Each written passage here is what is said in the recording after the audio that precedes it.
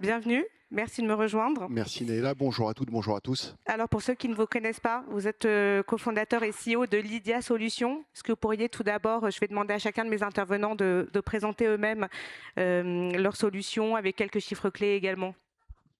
Alors Lydia Solutions est une entreprise qui a été créée il y a 15 ans maintenant, en septembre 2011, dont le service le plus connu est Lydia, qui a été lancé en juillet 2013.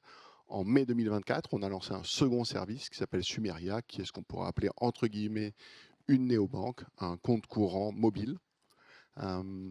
Lydia, c'est un peu plus de 5 millions d'utilisateurs en France aujourd'hui. C'est Sumeria, presque devenu un nom commun. c'est pour beaucoup devenu un nom commun, pour beaucoup surtout dans la tranche d'âge 18-35 ans, puisque dans cette tranche d'âge, on a à peu près 50% de l'ensemble des Français comme utilisateurs de nos services. Et si on regarde la partie Sumeria, qu'on a lancée en mai 2024, aujourd'hui, c'est un peu plus de 2 millions de clients sur une proposition qui est une proposition, là aussi, même tranche d'âge à peu près, 18-35, 80% de la base client.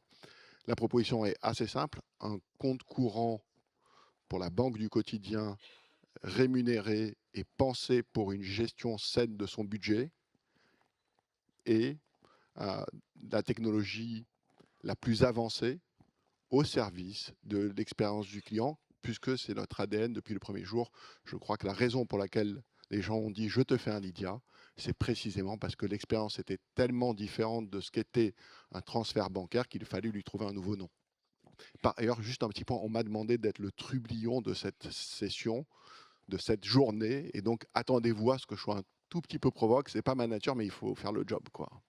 Bon, M'en voulez pas. on C'est rien de personnel. ne vous a pas demandé, donc on n'a pas dû insister beaucoup, si je peux me Non, c'est permettre. vrai, c'est vrai, c'est vrai. J'ai accepté le job, j'ai accepté le job. Vous parlez de la technologie qui a fait le succès de Lydia. Aujourd'hui, un petit mot, on va commencer par de la théorie et ensuite rentrer dans la pratique. Aujourd'hui, quelle place l'IA occupe globalement dans votre stratégie? Et puis on se focalisera sur plusieurs points en particulier. Bien sûr. L'IA est partout. Et quand je dis partout, je pèse mes mots. À la fois pour l'ensemble des processus internes et aussi exposé aux clients avec des résultats qui sont des résultats extrêmement concrets. Et nous, on a évidemment une tradition, un ADN de frugalité pour la raison assez simple qu'on n'avait pas l'argent pour ne pas être frugal depuis le premier jour. Et donc, quand vous n'avez pas d'argent, ça fait bien de dire on a un ADN de frugalité. Voilà, ça nous est resté, quoi. Hein, voilà. Quelqu'un me rappelait qu'en 2015, j'étais venu parler, j'avais dit que pendant 2 ans et demi, on ne s'était pas payé et que ça pousse un peu à la frugalité. Et oui, effectivement, quand vous ne payez pas, ça pousse à la frugalité. Et donc la technologie est pas un objectif en soi, la technologie est un moyen. Ce qui est l'objectif en soi, c'est l'expérience du client. Il faut savoir que moi, j'ai beaucoup entendu depuis ce matin des choses qui m'ont beaucoup choqué. Allez, c'est parti. Ça commence. C'est parti. Qu'est-ce qui m'a choqué? Revue de presse. La première chose qui m'a choqué, c'est que j'ai entendu beaucoup de gens qui étaient centrés sur eux-mêmes. Mon problème de sécurité, mon problème de marge, mon problème de ci, mon problème de timing, mon problème de gouvernance, mon problème de tout ce que je veux. En vrai, il faut savoir, chaque fois que vous dites « je ne fais pas ça parce que mon problème de », vous êtes juste en train d'emmerder des clients et d'en perdre. C'est mécanique. Ce qui se passe dans votre tambouille interne n'intéresse pas les clients. Mais vraiment pas. Vous avez des problèmes de sécurité, vous avez un système d'information qui est des lasagnes depuis 50 ans, votre problème. Vous avez des problèmes de conseillers, de gestion de force, de trucs sociaux, de problèmes sociaux, votre problème. En fait, ça n'intéresse pas les clients, encore moins les jeunes. Mauvaise nouvelle, les vieux vont mourir assez vite. Si on reprend l'étude qu'on a entendue au début, c'est prouvé hein, scientifiquement, c'est pas une lubie. La génération des baby-boomers, 2048, c'est fini. Ok, c'est la génération la plus grande qui occupe aujourd'hui une grande partie des dépôts que vous avez dans les banques. Si on regarde maintenant qui ouvre les comptes en banque et où sont ouverts ces comptes en banque, si on reprend la même étude qu'on a entendue ce matin et qu'on la segmente par classe d'âge, je pense que vous serez inquiet d'entendre ce que vous allez entendre ou de voir ce que vous allez voir. Parce qu'évidemment, ce n'est pas du tout la même perspective pour quelqu'un qui toute sa vie est allé dans une agence ou a téléphoné à son conseiller ou quelqu'un qui parle à ChatGPT toute la journée pour tout et n'importe quoi. Évidemment, c'est très différent. Et donc, nous, on est plutôt de la génération qui parle à Chat. Alors, pas moi, vous l'aurez remarqué, ça se voit, je sais un petit peu, mais à ChatGPT toute la journée, nos clients n'en parlons pas. Et donc, évidemment, on a construit des modèles basés sur de l'IA, à la fois pour tous les sujets internes, mais aussi pour les sujets clients.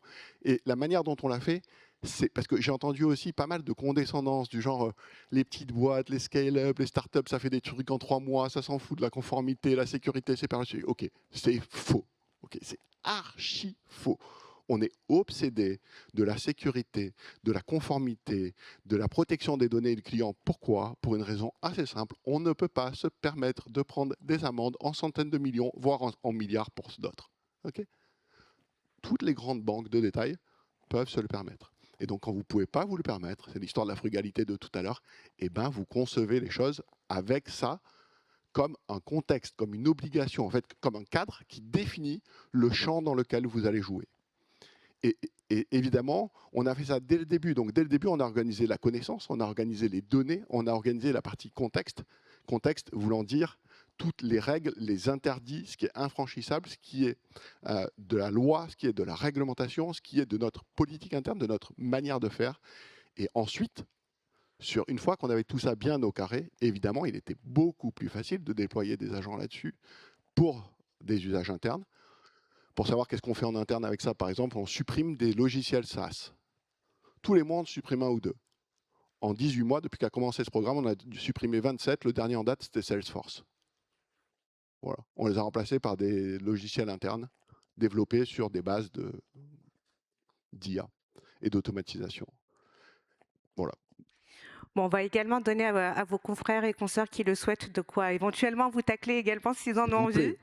Un petit mot sur SIA, l'assistant que vous avez créé. Ouais. Et aussi pourquoi vous parlez beaucoup de ChatGPT. Pourquoi est-ce qu'un utilisateur, un client lambda, irait sur SIA ou sur d'autres outils plutôt que ChatGPT par exemple? Alors, je suis persuadé que nos clients vont sur les deux. Ce n'est pas l'un ou l'autre, il n'y a pas de combat entre les deux. La question qui est assez profonde est double. Un, qui garantit les réponses? Et est-ce que les réponses sont garanties? Quand je pose une question sur mon argent, si la fiabilité de la réponse est 75%, est-ce que ça me va, est-ce que ça ne me va pas? Moi, il y a des trucs pour lesquels ça me va. Mais il y a des trucs pour lesquels ça me va un peu moins bien. Par exemple, si je dois faire ma déclaration d'impôt, 75%, tu feras gaffe, quoi. Hein? Ouais. Après, il faut discuter avec le mec du fisc, quoi. Bonjour monsieur, alors voilà, j'ai demandé à Sam Altman, il m'a dit ça, et finalement, c'était pas exactement ça, mais vous voyez, c'est pas ma faute, j'y étais pour rien, j'ai fait un screenshot. Voilà.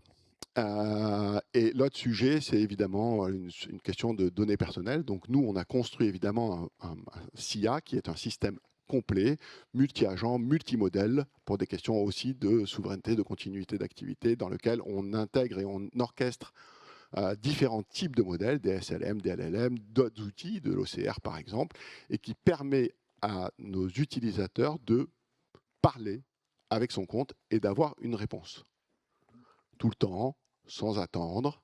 Quand on ne sait pas, on répond « je ne sais pas » ou « je ne peux pas répondre », typiquement conseil en investissement. Et est-ce que vous voulez parler à un humain 24 heures sur 24, 7 jours sur 7? On fait ça comme il se doit. Parce que ce que je notais, on l'avait déjà vu dans une étude qu'on avait faite avec l'IFOP avant de lancer Sumeria en 2024. Et on avait posé la question de la relation des Français, notamment des jeunes, mais pas que, de tout le monde, avec leur banque. Et en fait, on se rendait compte que le nombre de gens qui sont contents de leur banque, c'est plutôt une petite majorité sympathique, genre 2/3, quoi. Et quand on leur demandait de quoi est-ce qu'ils étaient contents, très souvent la réponse était « j'ai un bon conseiller qui m'aide chaque fois qu'il y a un problème ». Moi, j'ai adoré cette réponse. Je me suis dit, mais quoi? Donc, le mec aime sa banque parce que chaque fois que la banque crée un problème, il y a un conseiller humain qui va le démerder. Génie. Le modèle de génie. Et là, je me suis dit, OK, bon, clairement, il faut éviter de créer des problèmes pour les clients. Ça, c'est numéro un, c'est la base. Moins on en crée, moins il y a besoin d'humains pour régler le problème.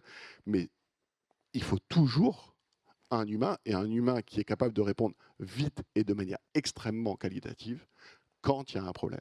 Parce que c'est là que se fait finalement l'écart. C'est au moment où il y a un problème, on veut avoir cette réponse. Et avoir des réponses rapides et pouvoir demander à un outil de répondre et de faire, c'est ce qu'on fait avec SIA. SIA était le premier assistant bancaire au monde à permettre une discussion voix-écrit pour poser des questions, à la fois sur des éléments contractuels, mais aussi sur ses dépenses, et qui permet d'avoir des actions qui sont réalisées. Donc, par exemple, je suis sûr que vous n'appelez pas votre conseiller pour lui demander combien vous avez dépensé au restaurant pour les 3 derniers mois. Mais peut-être que pour un certain nombre de personnes, ça a un intérêt pour organiser leur budget. Vous pouvez le demander à SIA, il va vous répondre dans la seconde. Si vous pensez qu'il faut acheter de l'or, vous pouvez lui demander aussi achète-moi de l'or. Pas plus compliqué que achète-moi de l'or. Si vous voulez, on peut faire une petite démo. Allô. On fera ça à la pause café. Justement, vous parliez de la confiance et de la rapidité aussi, sur laquelle il faut compter pour ces outils. SIA, pour vous, c'est 100% fiable. Vous parlez du taux de marge d'erreur qu'il peut y avoir sur certains outils. Qu'en est-il de SIA? Alors, c'est une excellente question. Un des prérequis qu'on a mis au moment de la conception de SIA, c'est l'ensemble des réponses qui vont être données à nos clients par cet outil ont la même valeur que si on leur avait envoyé la même réponse par un courrier recommandé chez eux. Donc, 100% des réponses de SIA nous sont opposables de la même manière que si on les avait formulées par écrit dans un courrier recommandé. Et pour ça, ça nécessite d'avoir construit en amont une gestion extrêmement serrée de toutes les données, de toute la connaissance de qu'est-ce qui peut être répondu, comment, sur la base de quoi. L'autre aspect de SIA qui est vraiment important, c'est que tous les modèles avec lesquels on a des partenariats pour faire fonctionner cet ensemble, et il y en a 4, on a avec eux des relations où il y a 0 conservation de données. Donc, on leur donne le minimum de données possible, donc c'est ce qu'on appelle des modèles où vraiment on est on a need-to-know basis, donc je te donne juste l'information que tu as besoin pour process, puis on a 0 conservation par contrat. Et donc, une fois qu'on a la réponse, c'est effacé. Parce que la donnée personnelle de nos clients, c'est quelque chose qui a évidemment beaucoup de sensibilité. Une dernière question rapidement. Quelles sont les limites de SIA aujourd'hui? C'est-à-dire quels sont ce que vous souhaitez développer justement? Enfin, Alors, quels sont les paramètres ou les outils que vous souhaitez développer? bien sûr. Donc aujourd'hui, SIA est capable de répondre à toutes les demandes d'informations que vous auriez pu trouver en naviguant de manière experte dans l'application, jusqu'au fin fond du dernier contrat, jusqu'à l'analyse des dépenses. Mais ça, c'est des choses que vous pouviez déjà faire. Mais c'était long, c'était fastidieux, et du coup, les gens le faisaient plus ou moins, plutôt moins que plus pour certains, plutôt plus que moins pour d'autres. Et ça fait aussi toutes les actions que vous pouviez faire dans l'app. Donc c'est déjà un champ d'action qui est assez avancé, puisque en fait, ce qu'on vient de faire là, c'est qu'on vient de supprimer la navigation. Et la navigation, il faut s'en rendre compte, c'est pas complètement anecdotique. C'est la manière à laquelle on accède aux services numériques depuis l'invention des services numériques pour le grand public. Dès le premier PC qui est arrivé dans votre maison ou dans votre bureau, il y avait un menu dans lequel il fallait naviguer. Donc il fallait comprendre comment ce truc-là était architecturé, par quel esprit tordu ou malin. Okay, c'est fini. Maintenant, vous pouvez parler en langage naturel, à la voix ou à l'écrit, parce que parfois, pour certains, c'est difficile d'utiliser la voix.